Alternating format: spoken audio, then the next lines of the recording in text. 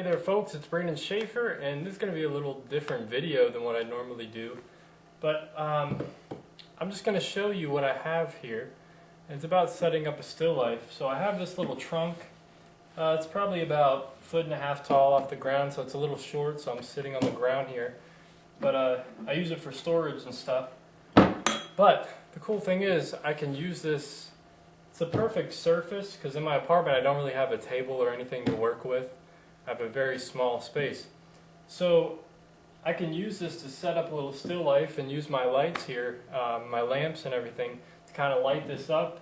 And probably in the future for painting as well, but I'm going to show you how to draw from life. You know, you don't have to go outside on your porch or look out your window if you want to. If you'd rather do something like a still life, you know, doing jars, or I got some fruit here because a lot of you know I'm a big fruit eater. I got, you know, a ton of fruit in my kitchen, so I just went and grabbed a bunch of stuff, and I'm going to show you guys how to set this up. So you can do this on your kitchen table if you want. Just get like a cardboard box. I'm going to use this to kind of elevate some things. So I'm going to put this down first. I haven't really pre-set up anything, so I'm kind of just going to do that in front of you guys. Hopefully you don't mind. We can enjoy the creative process together. So what I have here is just this blue sheet. It's actually a Snuggie. I just saw it laying around, so I was like, this will be perfect. You know, it's big enough. I have some sheets over on my wall, but they're black, and I have a red sheet on the floor to protect everything, so I couldn't really, you know, use those for this video. So I'm just going to use this blue Snuggie that we never use. So there you go. Now you have, see, if you had like a cardboard box or anything to elevate, you know, some items, you know, it works really well. And also, if you wanted, if you had another sheet with like a different color, tack it on the wall behind it to get some different values going, different colors, especially if you're painting, you want some different colors. So really this video is actually about painting and drawing, but it's going to be in the drawing series. But I mean, setting up a still life, I mean, I can go across, you know, a bunch of different areas. So I mean, I have a bunch of different fruit here. Let's just try it out. You know, I got some apples, grapes. I think the grapes will be cool. I don't really have any good bowls. I just have these plastic ones. But I mean, you know, it is what it is. You know, who knows? Let's see how this looks. I may zoom in here eventually. You know, they always have the grapes flowing over the bowl. There were some bananas in there like that or something. You know, the one thing is you want to have nice composition, so this could actually take a while to figure out, but I'm just going to throw something up here quick, just give you some ideas. See, and this is where you can have stuff at different you know, levels. You know, have it real nice looking eventually. You know, throw some lemons in there.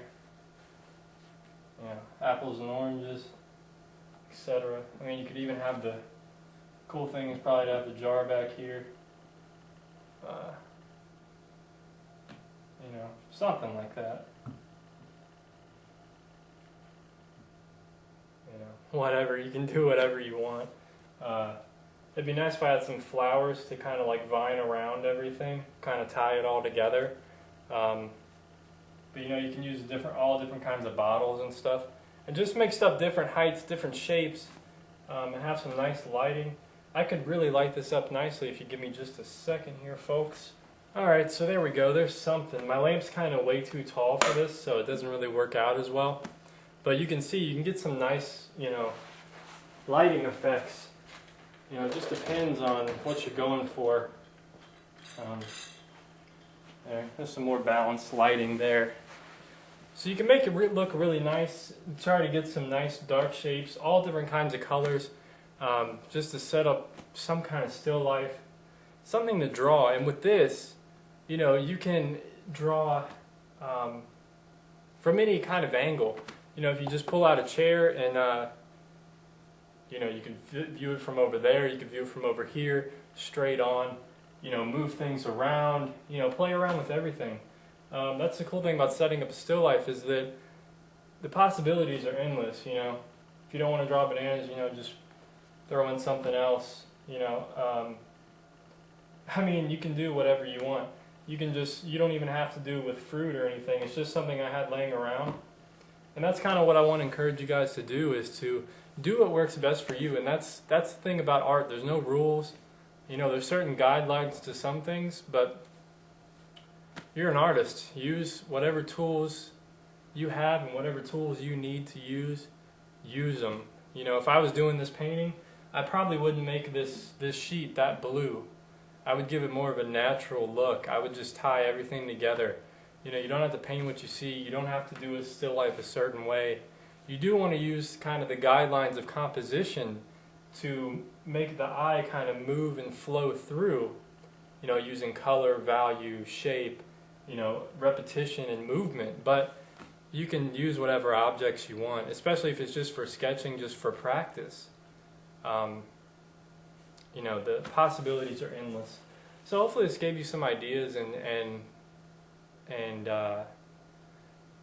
just open your eyes to, it's so simple. You don't have to go out and buy all this expensive stuff. Whatever you have laying around. I used my water dish that I used for painting. I didn't even use, you know, I don't really have a cardboard box or anything.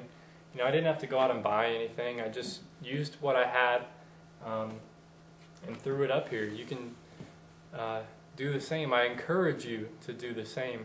So now, you know, use whatever lighting you have. If you have terrible lighting, draw it with terrible lighting. I mean, if you have to just do what you have to do sometimes, or move it toward a window, or put stuff in the windowsill and draw it at a certain time of the day when the light's hitting it a certain way.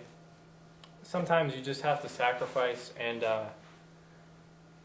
you know, do what you have to do to just get the practice in, and it's not going to be the best, and it takes time to work up to getting the tools and the things you need to achieve what you wish to desire, or what you desire to achieve, etc. Said that a little backwards. Anyway, you know, or sometimes you can just go outside and just draw from nature. That's one of the best ways, especially if you want to be a landscape artist or any kind of artist. That's the number one thing to do, is to draw from life. Just draw. You don't even have to set this up this elaborate. You know, all you have to do is take this jar, set it on a table, boom, there you go. Draw that. You know, there's so many different things in this jar and all these different lightings. I mean, you'll be shading forever. You know, you can turn it around and just do the plain side if you wish. You know, do it upside down, do it laying like this, spin it, you know, all different kinds of perspectives. Just set it on the table and just draw it. I mean, I used to do that all the time. So, I mean, those are things you can do. You don't have to do it this elaborate. But doing this, it'll help you get used to proportions, you know, and measuring. This height is the same as this apple's height. So, you know, and eyeing things up and really understanding, you know, heights and proportions and getting everything to flow and to work correctly. So, you know, this is the best way to practice for that. I think I covered everything I want to in this video.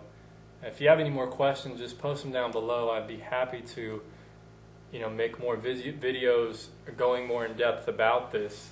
But this is definitely the best way to learn and to train, not just learn, but to train your eye and your hand and your brain to pick out negative shapes and positive shapes. You know, instead of just drawing the jar, draw the shape around the jar, draw the shape around this apple. Really learn to see, and those are important aspects of drawing and painting and creating a whole image. A whole appealing image.